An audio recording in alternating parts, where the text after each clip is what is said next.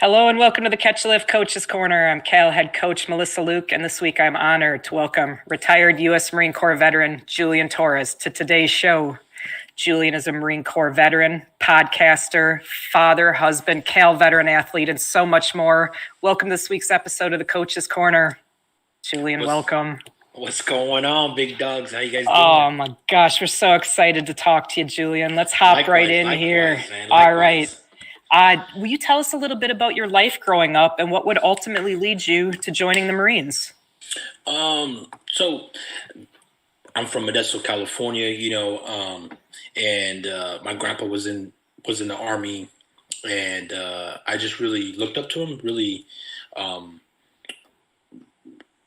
admired him, you know what I mean? And I had asked myself, well, what is it? I was looking at his brothers and sisters, and I said, well, what's so different between him and everybody else? And the only thing different was that he was a service member. He was a veteran.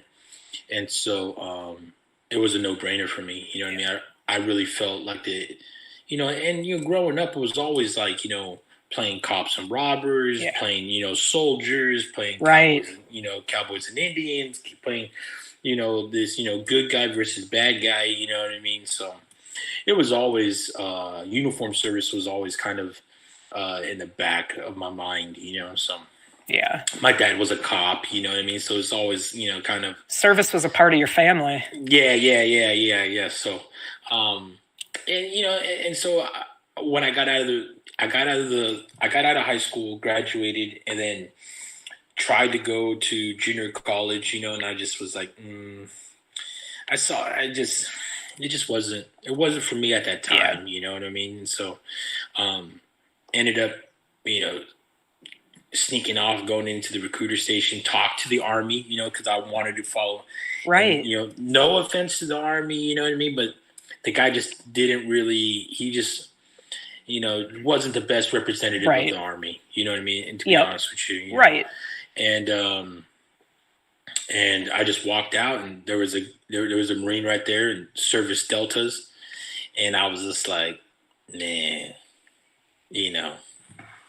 sold, you know what I mean? I mean, and so and I'm glad I went. I'm glad I went. I was a machine gunner by trade. Ended up stepping on an IED in 2010, losing the both. As a result, lost both my legs, right above the knee, left below the knee, and that one incident kind of, it's funny how like some things that will happen to you you could always look back and be like, well, that's why I'm doing this, because that one incident pivoted my life so drastically. Right. That like now, you know what I mean? Like everything kind of, it's kind of like the same thing of like 9/11 or, now COVID, you know what I mean? So it's kind of those big iconic moments in your life that like from that point on, nothing's ever the same. Right. So. Julian, what do you remember about preparing to go on that Afghanistan deployment? Well, it was funny because, me and my wife, we've been married for, since 2008, and we've been together since 2006, high school sweethearts. And we would get these after action reports, and they were like really intense about the area we were going to. And right.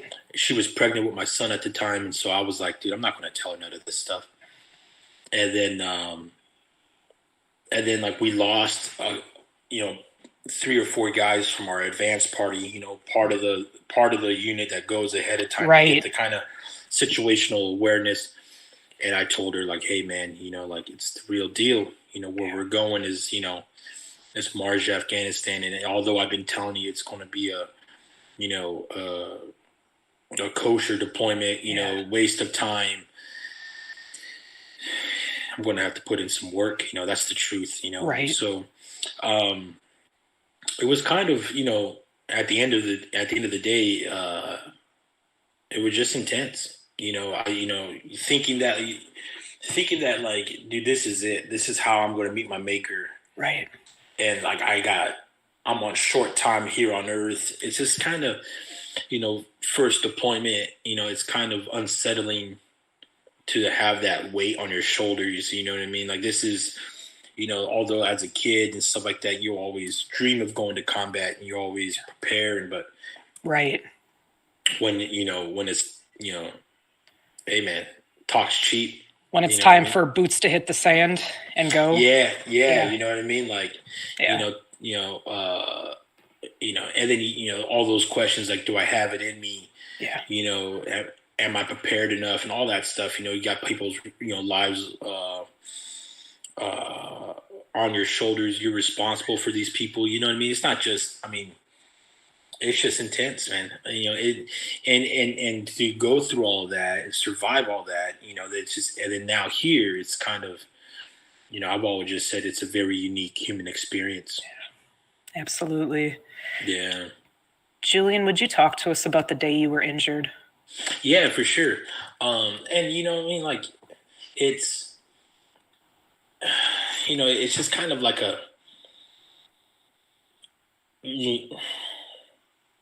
there's, I feel like every time that I go back and I think about it, it's always like something different, depending on how my day is today, Right. it's always like, but that day always means something a little different for me as I progress. It's been nearly 10 years and well, it has been 10 years, almost 11. But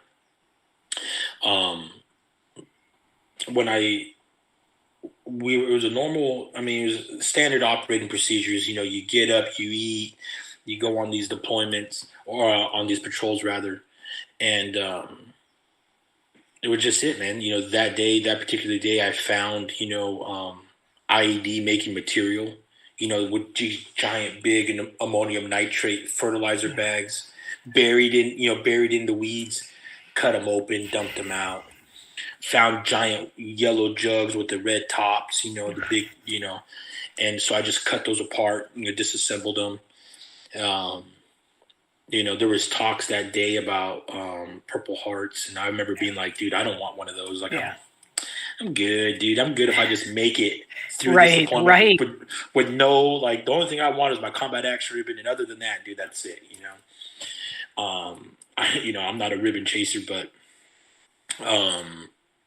and so we were in a pretty heavy kinetic fight, and we were on our way back because we were all out of ammo, all out of water,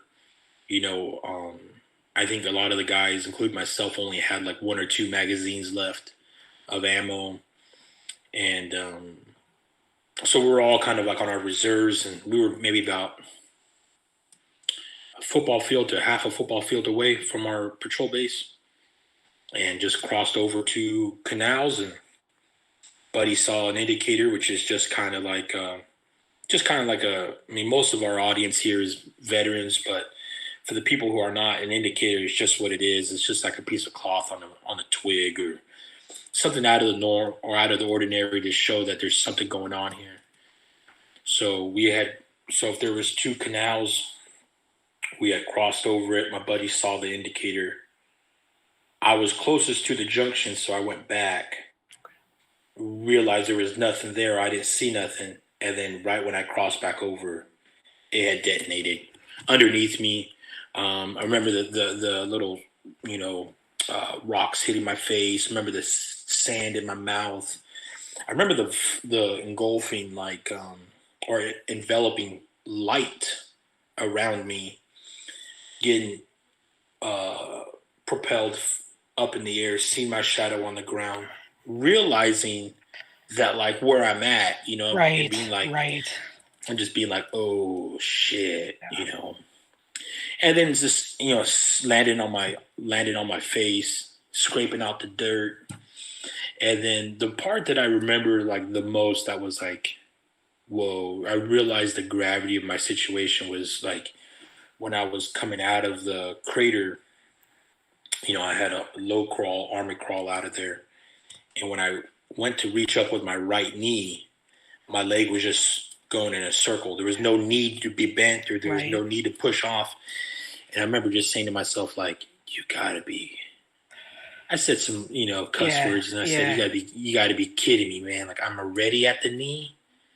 Like, that's not like, Right. like my knee, like, That's so high. I remember being like, that's so high up on my leg. Like, man. And then I just crawled out of there, man. Met up with my friends and, thank God for them and thank God for their situational awareness, because they automatically, like, immediately, like, they washed out my legs instead of just like tying me off and like stop the bleeding. Like, they were doing that, but simultaneously they were washing me and cleaning me, and that's what really saved my life. That's those incredible. guys, Yeah. Oh my gosh. Wow. did that, and like and it's not nothing that it's not nothing that they had trained for. Yeah. Because I know, because I was a sergeant, I helped train these guys. Right. So it was nothing ever that we were like, oh, dude, you got to wash them out. Right. But I got some really bad infections, but those infections would have been way more amplified if I hadn't got those. You know what I mean? So, to those guys in 2-6 Golf Company, you guys know who you guys are. 3rd Platoon. You guys are my knight in shiny armors.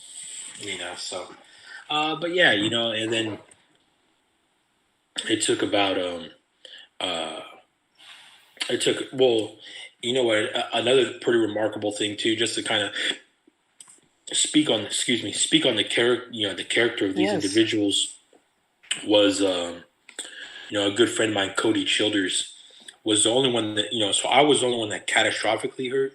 Okay. He was the one that was next. He got a broken nose, dislocated shoulder, concussion, shrapnel on his face. Okay. And so because he was the closest to me. I was a machine gunner. He was my machine gunner that I was in charge of, so I was providing rear security for him. Right. And so he got he got the most of it too. And with his dislocated shoulder, you know what I mean? Like, he ended up grabbing me in the stretcher and like carrying me to the helicopter, just banged up himself. And, while we're on the helicopter and stuff like that, he, he's holding my hand, and he's telling me how much he loves me and how I'm going to be okay, and how he's sorry. And, when you think about men and their role in combat, you don't ever, we always talk about the brotherhood and, the camaraderie, but, I think that some of the things that never really get talked about is the unconditional love. Yeah. You know what I mean? How how a man can exude a tenderness to something similar to a mother. Right. You know what I mean? Right. And and I think that, and at the end of the day, when you're hooking and jabbing with the enemy, it's not, I hate to break it to everybody, but it's not about God. It's not about country. It's not about the Corps. It's not about, counterterrorism. It's just about surviving with your friends, bringing as many people home. And, I think the first casualty of war is trust. You know what I mean? So when you feel that love and that comfort that, one of your friends is exuding, and you would do the same for that individual too. Right. It's kind of, yes. It's kind of, it's something that I feel is continuously sought after afterwards, Oh, absolutely. Absolutely. Yeah. Julian, thank you for sharing that with us and your thoughts on it. Yeah. You're welcome. And I appreciate you asking, you know what I mean? I think that these stories are important to share, you know what I mean? Absolutely. They are. Yeah. And it's not important for like the sense of like for my gratification or my, but it's, I think that the stuff that we've done, I mean, shoot, man, what would have happened if like the World War II veterans or the Vietnam veterans had a podcast to do? Right, when they exactly. First, when they first came out, you know what I mean? Like, I think something like that, just, we took part of history. We were active participants in history, and I think that it's important to share these stories because, I think there's a lot of lessons to be learned from these stories. It absolutely is. And I mean, like you said, we can only speculate now, right? What a difference that would have made in like Vietnam vets, Korean, World War II vets, slaves, had they had outlets like this, right? We're so very fortunate in that way, to be able to talk and share our stories, and because just like that, if we don't, it's lost in a way, that Right. piece of history is lost. Yeah. Julian, following the injury, would you talk to us about some of the challenges you faced in light of your new normal? I would say like the most significant one was like learning to be okay with how I look. You know what I mean? Like, here I am, I remember not wanting to go to a store because of my scars. And, because of like, one of the biggest things that I was like, dude, I am maimed, you know what I mean? And, Right. I think I really the biggest hurdles that I had to really overcome was this like, what am I doing here? Not so much like why me, but how me and how did I survive, and like, finding the facts that, according to math and science, I shouldn't be here today. You know what I Right. mean? Yeah. So, and if everybody's built for a purpose, like a clock, we design a clock to tell time, I think that, everybody here has a purpose. What is my purpose? And do I have a choice in that purpose? And do I have a choice in the matter of, what do I want to do with my life? What do I want to experience in my life? Not a lot. I understood early on that not a lot of people get a second chance in life. Yeah. And here I am, and here most veterans are, they got a second life. Right. Not just a second chance. Like, dude, like you have an opportunity to, have your cake and eat it too. Yeah. And so what did I want to do with that? So it was, loving myself, learning how to like, hey man, it is what it is. I'm scarred. It's not normal, but that's okay because it's our normal. Right. What am I doing here? The next question was like, what? How am I going to be a dad? With missing half my body, how am I going to be? What is a dad, and what is my mission as a father? And the next one, the last one was like, if I could answer all those questions, I felt that I could move on to the last question was, what role do I play in my veteran community? Do I have a role? Is it my responsibility to be a part of all this, veteran community? And, so, those questions I feel like were the heaviest for me to, really have a grasp on, like missing half my body, being able to handle that. You know what I mean? Right. Julian, what helped you work through those questions and kind of start to kind of answer some of those? Some of it was counseling, you know what I mean? Like, and I didn't necessarily go to like a counseling facility. Like I didn't go see a counselor right away. I did because I had to because of my like medical retirement. Right. But I just felt like that was more of like a check in the box to get things going for paperwork. For sure. But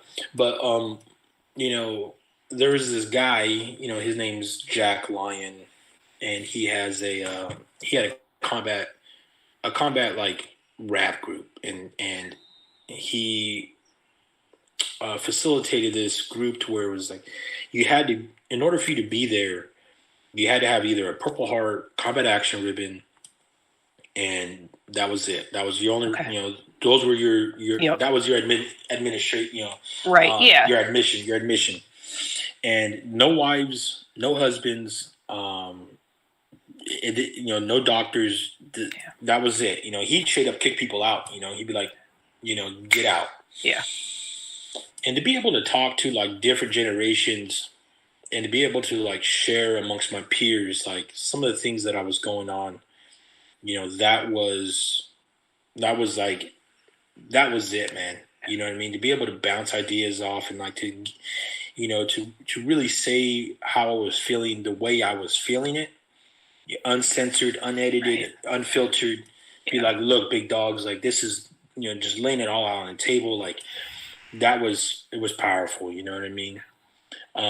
My wife, was the late night conversations when when you couldn't sleep, when you had these like, you know, big thoughts and these things to where, these are life altering questions. You know what Right. I mean? Absolutely. And to have your significant other have the space to where they can absorb those questions and not necessarily say anything, Yeah. but just to Sit with say, it. just Right. sit with it and just be like, I'm here for you. I love you. You Yeah. know what I mean? Like you're doing good. Um, and just hug it out. Yeah.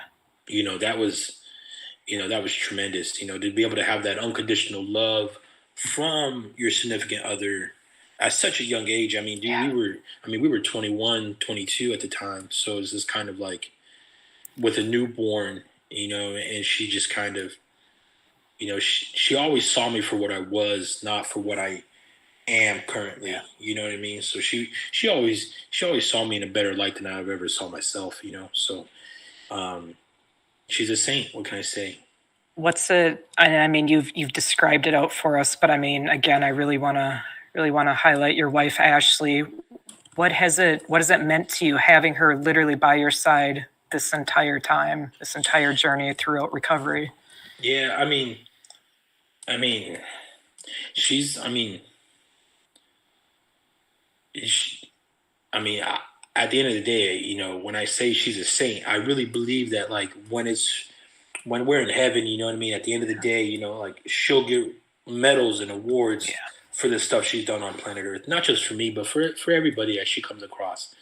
You know, um, I always I'm a big metaphor guy. You know what I mean. Like I always try to, and I always call her my lighthouse.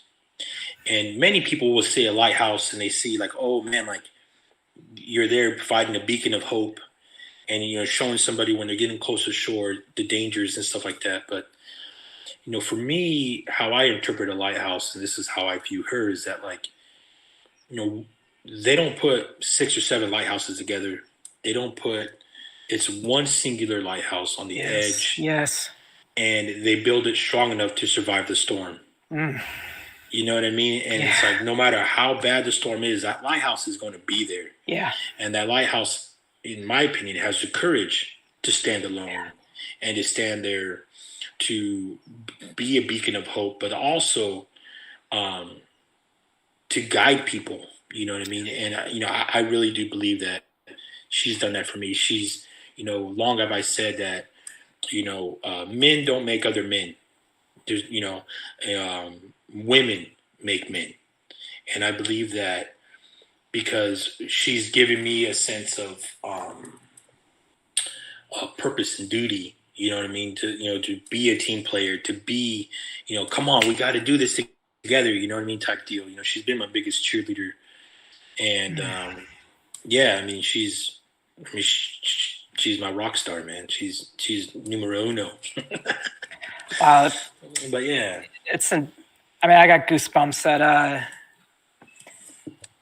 I feel that in my own way. It's obviously much different than your situation, but I understand that analogy. I understand that metaphor of what that is, that lighthouse, that person that's there that can weather that storm with you, and yeah, I that's feel that. I built feel for it. that. Yeah. That not only can weather the storm, but they're built for it. Built for it. Yes. You know what I mean? Like there's just somehow, some way, she just gets you, man, and she just understands. Like, I mean, I don't know. I do believe she's the reason why I believe in soulmates.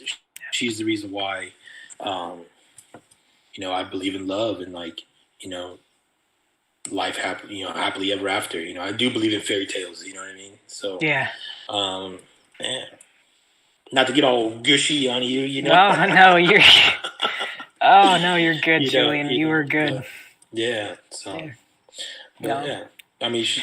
Yeah, her and my son and my daughter. You know what I mean? Like, there's something about like coming back and not having that camaraderie and then allowing people, whether they're 6, 7, 8 years old, the same age as you. 'Cause I'm not going to say out of respect for her, you know what I mean? Yeah. To allow those people to come in and for you to build that little nucleus, and for you to be vulnerable with them, and I think that's what it mirrors what I had in combat. It mirrors what I had with this experience, and it saved me back then. And I just said, hey man, you just got to let it happen now too. Yeah. So No, thank you for walking us through that, Julian. yeah. Absolutely, there would come a day in your recovery where you'd write a letter and reach out about start doing some hiking in California. Yeah. Would you tell us about where that drove? Yeah. So, one of the lessons I learned throughout all of this is that, like, I'm built a certain way.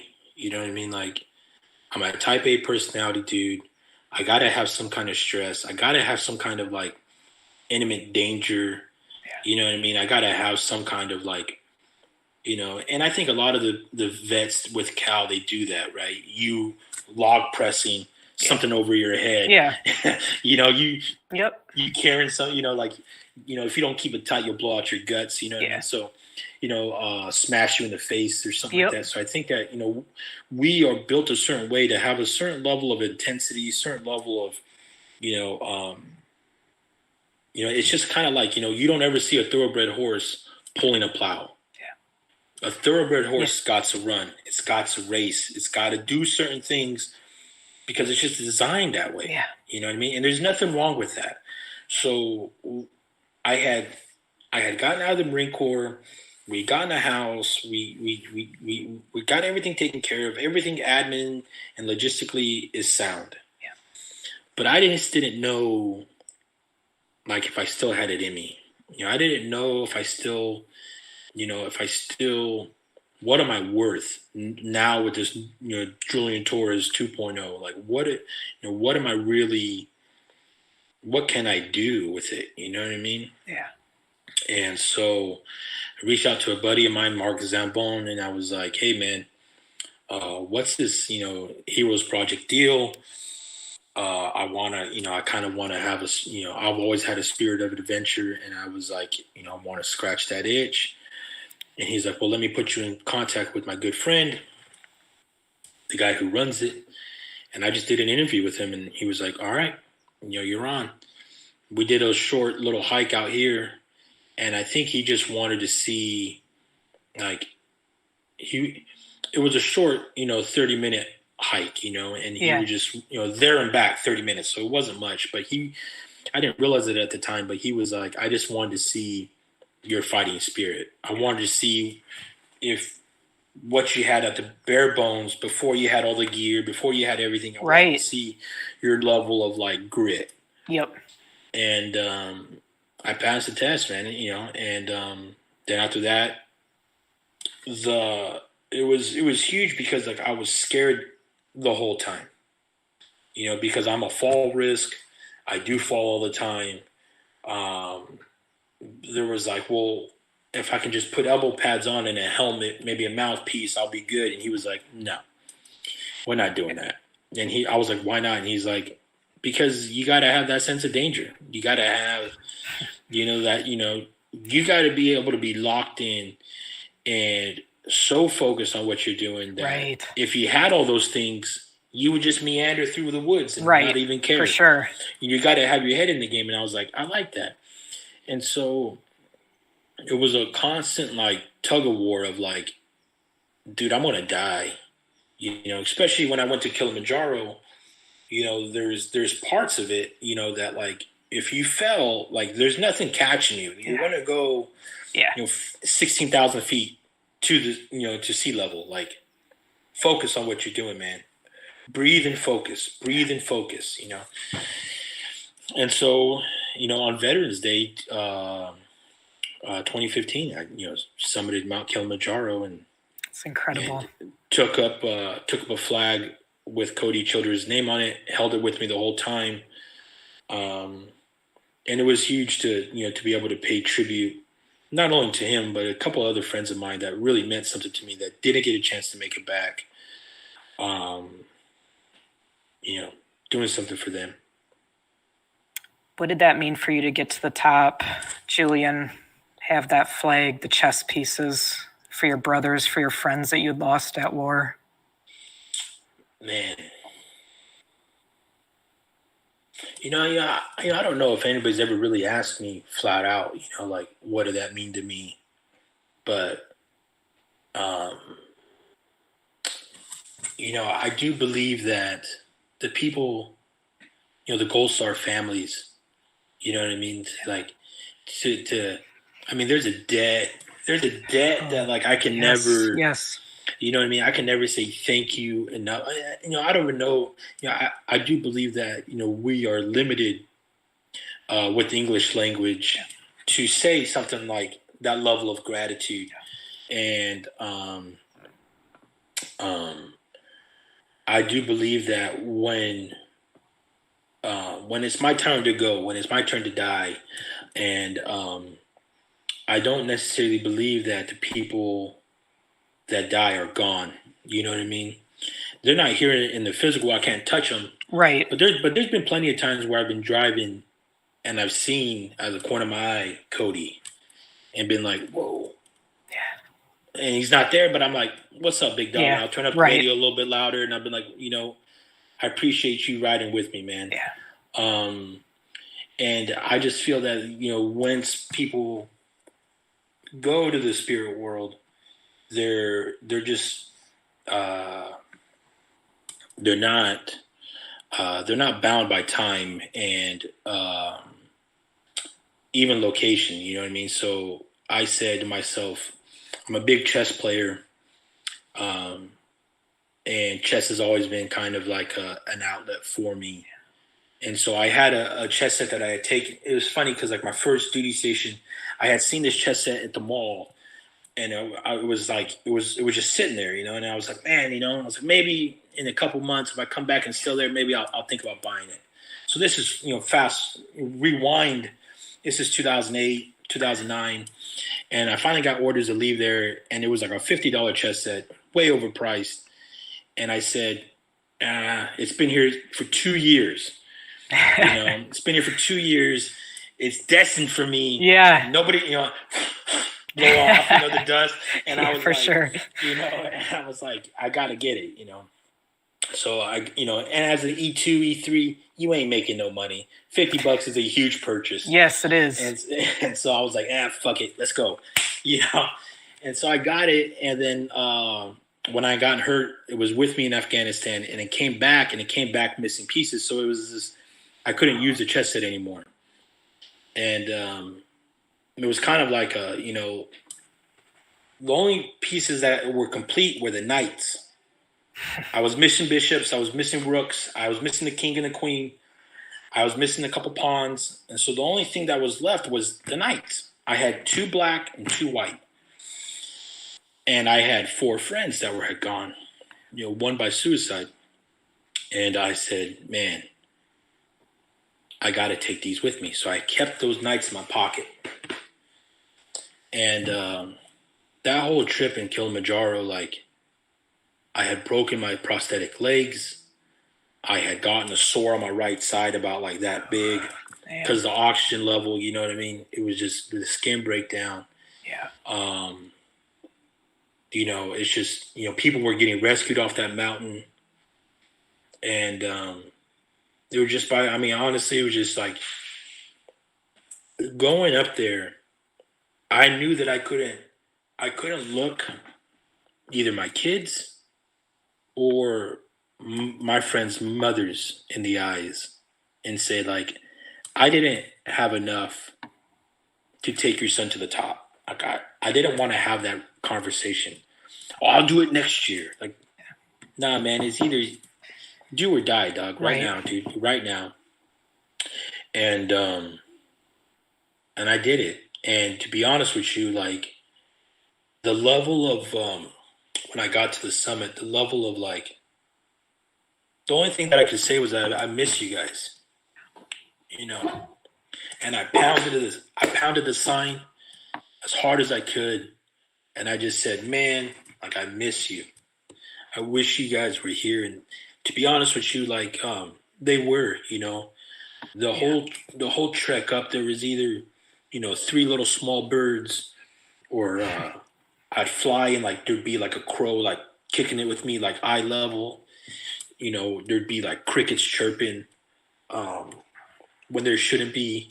So like they were with me the whole time, and to be able to do that for them, and not only that, but like to all the people that like uh, put their time and energy into me to get me to be able to walk.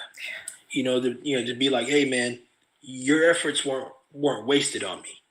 Like thank you, and because I'm so limited in the language, I'm going to show you through sweat and tears that I appreciate the opportunity to walk.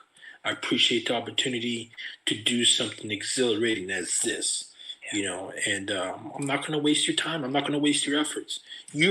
Somebody else maybe wasted it, but at the end of the day, you can go lay down in your bed and know that like your efforts weren't wasted on me. Right.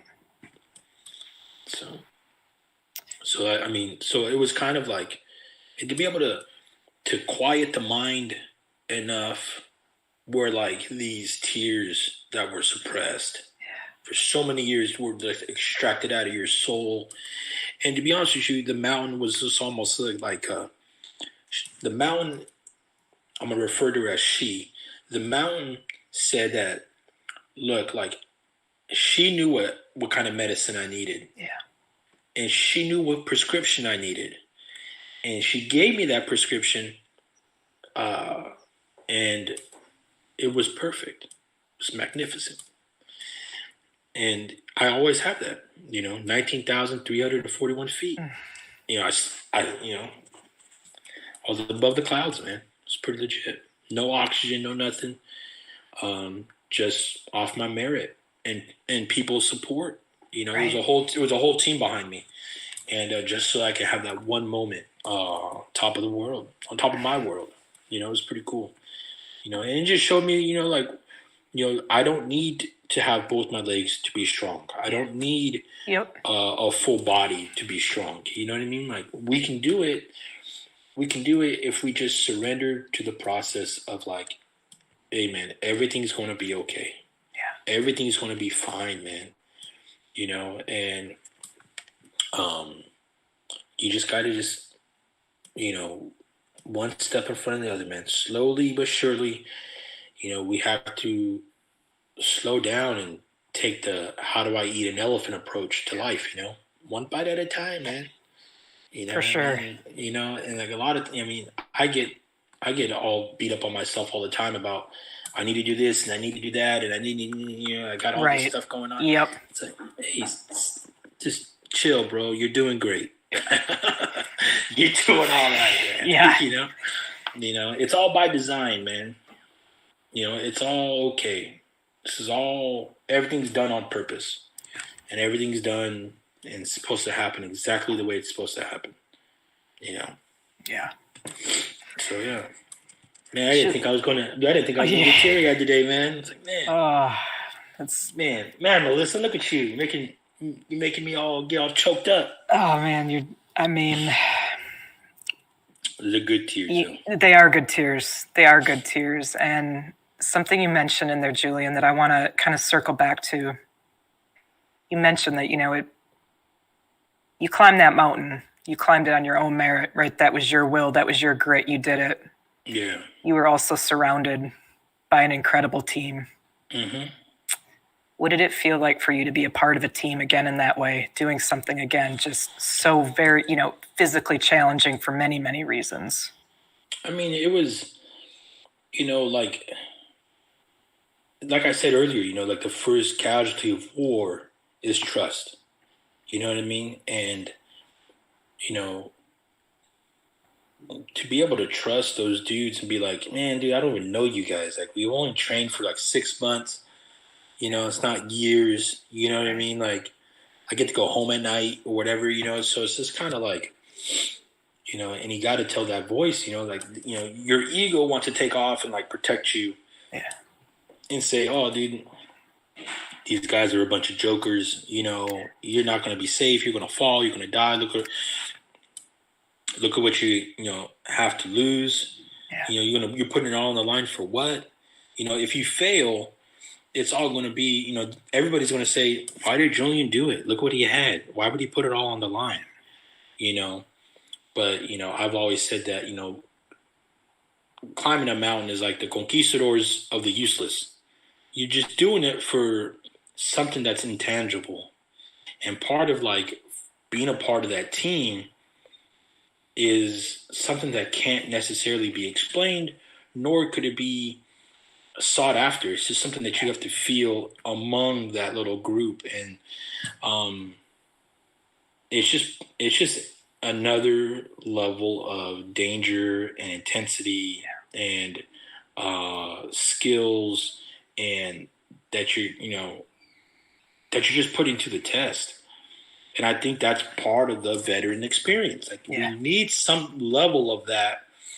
Yes, we do. You need some level of that to be helpful, to be useful, to be to feel fulfilled. Yeah. And I think that that's where the big disconnect comes from, is that like now we need to. It's never going to be the same. It's never going to be the same when we were in the Humvee or the MRAPs or on foot. It's never going to be that level of intensity or density, right? But we can find little slithers or little pieces of a little diluted version of that. You know what I mean? And I think we find it in lifting weights. I think we find it in hiking. I think we find it in boxing. I think we find it, one of the things that I was really like, it scratched that itch for me, and I wasn't necessarily prepared for that, was, harvesting those V's this year. You know what I mean? That level of like slow is smooth and smooth is fast, man. Like, you got to move quick, but you can't you can't make a mistake. You got to be locked in, man. And you got to be focused, and you got to be breathing and just paying attention to one thing. Like everything else has to be put in a compartment for a second. Yeah. You just focus on that task at hand. And it's just, you got to do that. And I think that's the ticket out. That's the ticket out of all of the turbulence that I think a veteran experiences. And I can only say that because I'm a veteran, but I would say most people need that kind of, if those people were, protesting and stuff like that, but did they go to the gym that morning? Probably not. If they would just do something a little, man. You got to, you should be able to have to bench press 225 to be protested. I like it. And if you get 300, you get a sign. You know what I mean? I like it. Oh man. Something like that. Yeah. Julian, there's an incredibly moving GQ article about your trek in Kilimanjaro. What was it like for you to be highlighted in such an incredible way? It was uncomfortable. You know what I mean? Like, because like that, like you being a podcaster, me being a podcaster, like you get caught up in these words, and like, you're like, well, that's not the word I would use. You know what I mean? Yeah. And you get self-critical, and then your ego comes out, and I'm not saying the ego is bad, because the ego is there for a reason, but you get embarrassed. You get, you know what I mean? But it's cool to know that I was in GQ GQ magazine. It's for, I have a copy of it in my house. You know what I mean? That's very cool. And I mean, it's just at the end of the day, it's because the guy who wrote it was with us there. So, but circumstances being what they were, he didn't make it. You know what I mean? he made it. He's alive, but he didn't make it to the top. He couldn't. You know what I mean? So, here I am facing a dude who was able-bodied, and So it was just kind of like, it was a very surreal experience, and I'm very grateful to have the opportunity to be in a GQ article, you know what I mean? But it's just kind of, for a guy who's just a grunt, simple dude, to be in a magazine, top tier magazine like that, you're just like, Yeah. you know, but yeah, it's pretty fun. Yeah, it's absolutely an incredible article, and I would, we can get that down posted too in the description because it's a remarkable article. But otherwise too, if you just search Julian Torres and GQ, that article will pop up, and really encourage everybody to read that article. Oh, thank you.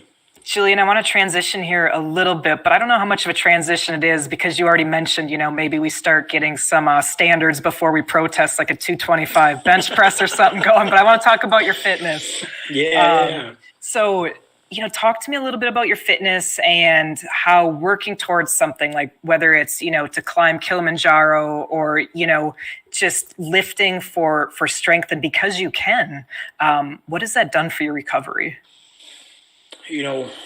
So I've always kind of been active and strong and stuff like that, but I've never really put intention and focus into a plan, into, a long commitment of something. And at the end of the day, I was having like really bad neck pain. I was getting like really bad migraines, and I was getting really bad. I had just broke my arm. I was mowing my grass, slipped and fell, broke my arm. And part of the research I was doing, because so now I'm a triple amputee, right? Because now it's all casted up, and I only have my left hand. I'm a right-hander, so I was just like, man, I'm really behind the power curve. Yeah, good grief. And and I went to the surgeon, and the surgeon was, or the osteo, I don't know, some orthopedic lady. And I was like, hey, is there any way I can encourage bone growth, encourage bone density, get this healed up as fast as I can? And she was like, no, there's not. You just have to wait and sit it out. And I was like, there's always something you can do. There's always, even if it's just to keep your mind sharp, So I was like, hey, hit the books and get up there and start hitting YouTube and start hitting this stuff. And so I found a Florida State orthopedic seminar. Okay. And one of them was, how to encourage bone density was lifting weights. And so I was like, and then of course a couple other supplements, magnesium and, zinc and copper and all these heavy metals, calcium and all that stuff that would help, So she gave me like a 16-week rehab. And by the 4th week, I was looking like I was going to get the cast off on the 5th week. And she was like, what are you doing? And I was like, I'm eating all these supplements. And when I'm done, like, I'm going to start lifting weights. And so I had bought a couple like steel clubs, and it was just, to really attack like this arm, and this arm needs to be, strong,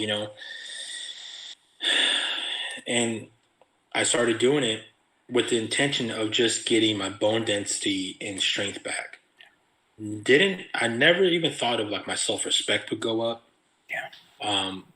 They always talk about making sure that a veteran has a support group, peers around them. And I never did I think that lifting weights would give me that for myself. Like I could rely on myself. I could be there for myself. Right. And, comfort myself and, be my cheerleader and do all these things. And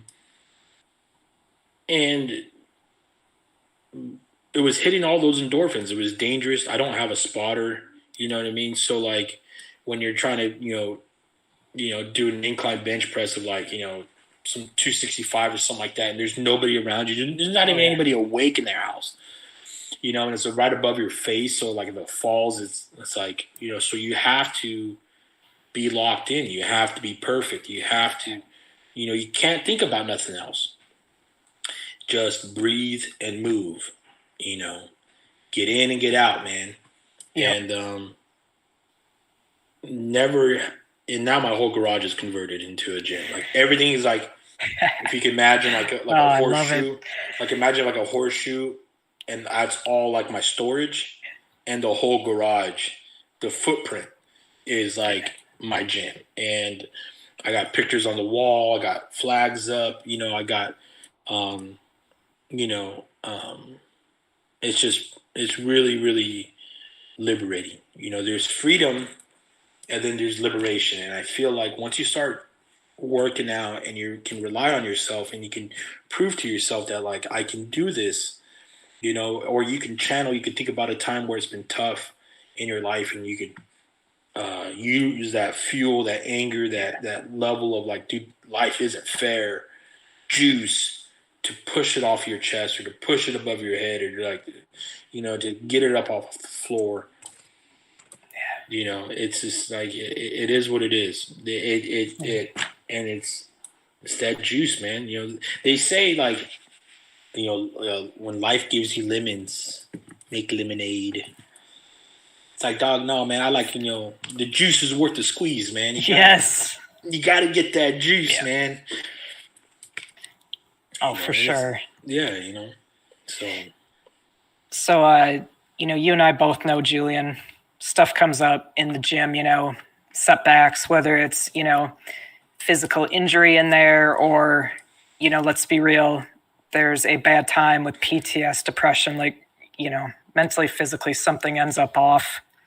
Yeah. You're one of the most positive guys I know. How do you handle setbacks, stay positive, optimistic, and on that kind of right path?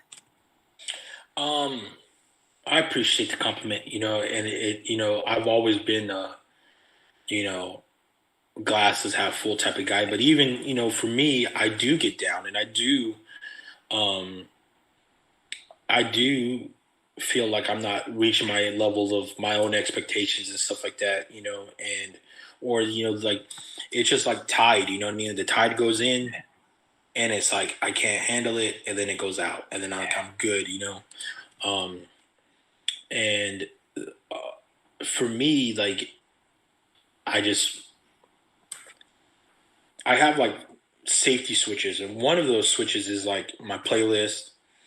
One of those, I also have like a spoken word motivational playlist. You know what I mean? Yep. So I'll play those. But what's probably more important is like what I tell myself. And what I tell myself is like, look, man, I know this isn't what you wanted.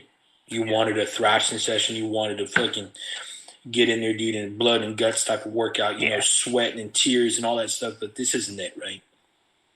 But it's a lot better than being on the couch. And right now, man, this is your best workout you can do today. And that's okay, man. Like, that's good, dog. Like, and if you need to take a day off, man, take a day off. Like, don't beat yourself up because you need to take a day off, because you're just not in the mood. But just know that you need to get back in the gym. You need to get back in the gym because it's good for your body and it's good for your mind. Yeah. And it helps you clean out your house.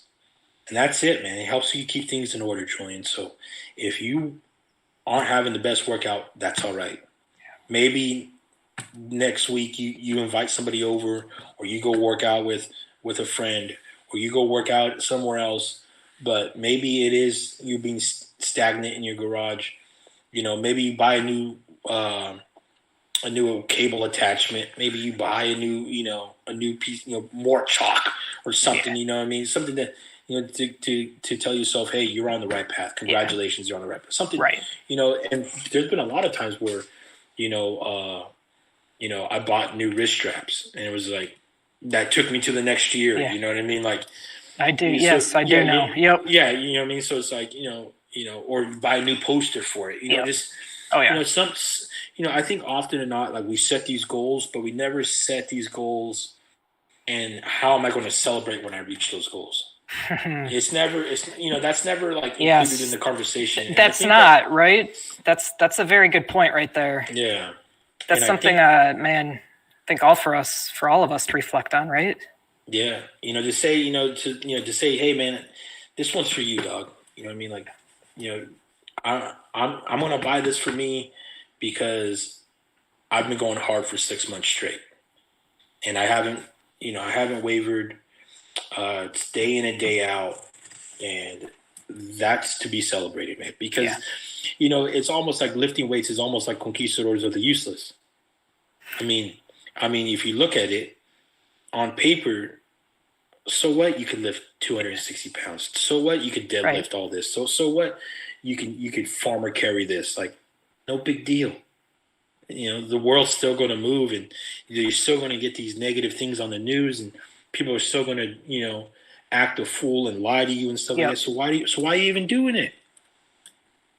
Because I'm better for it. Because it scratches that itch, because it does all these things that I need. It hits all the wickets that I need to have in order for me to be happy. And that's important too. Yeah. So I just, yeah, man, it's on paper, it means nothing. If you just, if I grabbed your journal and I said, oh, Melissa, okay. Yeah. Okay. And then that's it. Then, Yeah. To me, that means nothing. But to you, it means the world. Oh, it's everything. Because it's, Yep. Because you're a better mom, you're a better Yep. wife, you're a better friend, you're a better daughter, you're a better everything. And that's 100%. do those things for you, because it's liberation, in my opinion. Yeah. You know what I mean? Some people find it other ways, but for me, I've always, that's physical activity has always been easy for me.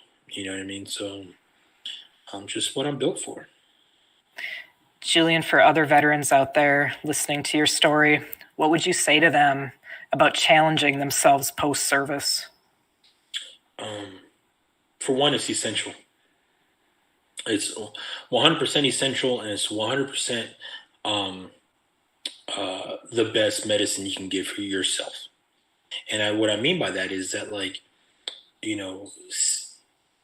last year during 2020, I got my physical trainer certification. This year, I'll be a professional beekeeper.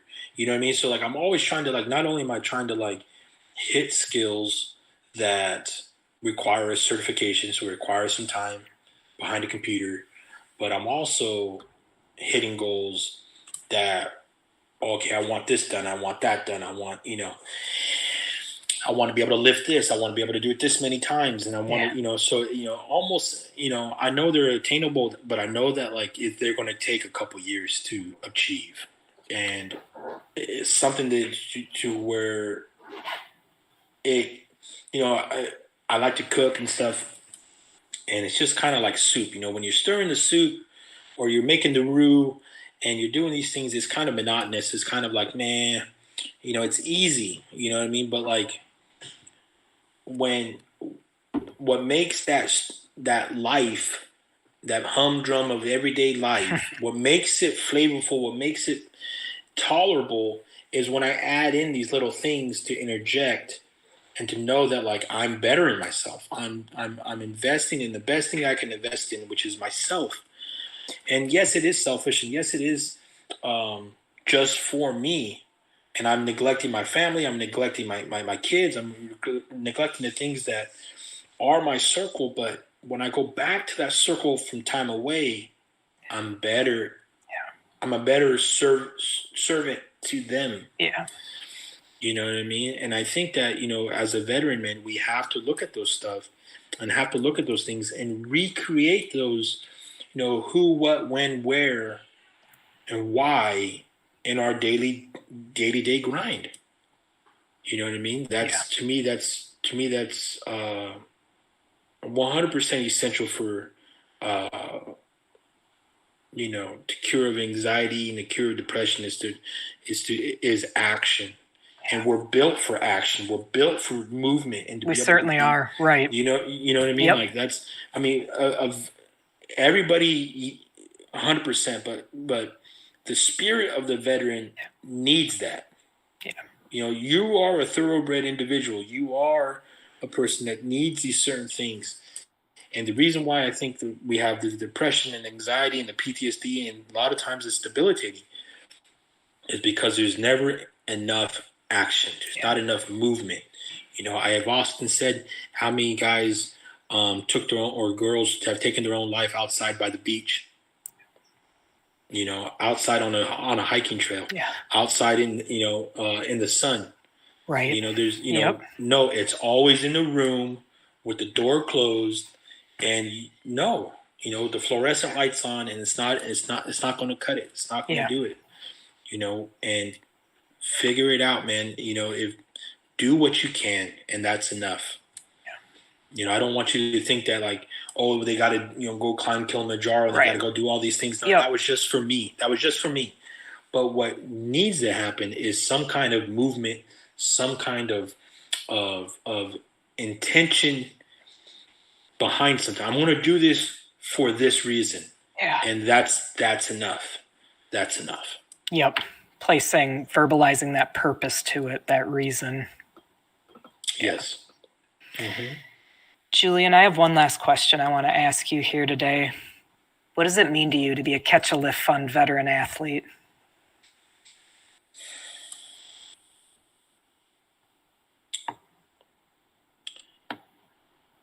I think that for me to be involved with Catch a Lift,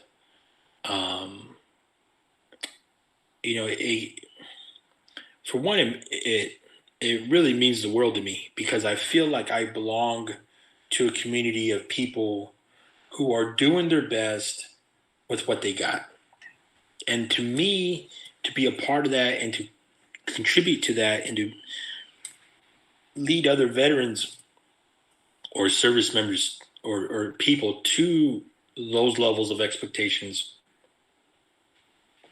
I really do believe it's a gift and it's an opportunity to keep the ball moving forward in a positive light. Where, I think too often than not that, it's so easy for us to tickle the darkness, to fall into jealousy, into envy, into anger, into all these feelings that like will lead us down a dark path.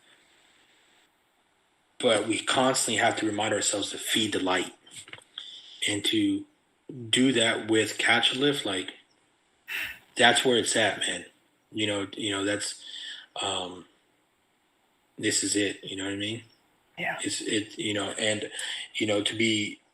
be on here, to share a couple ideas, to see you. I haven't talked to you in a long time. It's been way too long. Yeah, it's been way too long. You know what I mean? But like, it's thank you so much for the opportunity, and really for the honor, Melissa, and to all the Cal team. Like you guys have. You guys really have an endeavor to persevere, and I'm happy to be a part of that team. Be included in that team. You know what I mean? Well, we are blessed to have you a part of this team, Julian. And, I want to say first and foremost, thank you so much for your service to our great country. Thank you for all you continue to do for our veteran brothers and sisters. Thank you for sharing these words with us today. They mean a great deal, I know, to our veterans, our listeners, but they also mean a great deal to me personally. So I thank you for that. Thank you for coming on, sharing your story and your light with us all today. Thank you for your service. Come on. I'm following your lead. So it's like, come on. You're doing great, and I'm happy to be a part of it. I'm happy to be a part of your success. So thank you, Julian. Yeah, for sure. A pleasure as always. That's it for this week's episode of Coach's Corner. We will return next Wednesday at 1 Eastern Time with another episode. Thank you, Julian, again for sharing your story and your light with us all today. Thank you to ClearBridge for your support of Catch a Lift. Huge thank you to Lynn Coughlin, Henry Pomper, and Kaylee Nasiri for all the work you do to make this podcast possible week after week. And thank you to the entire Catch a Lift team. Until next week, keep it real and stay Cal strong.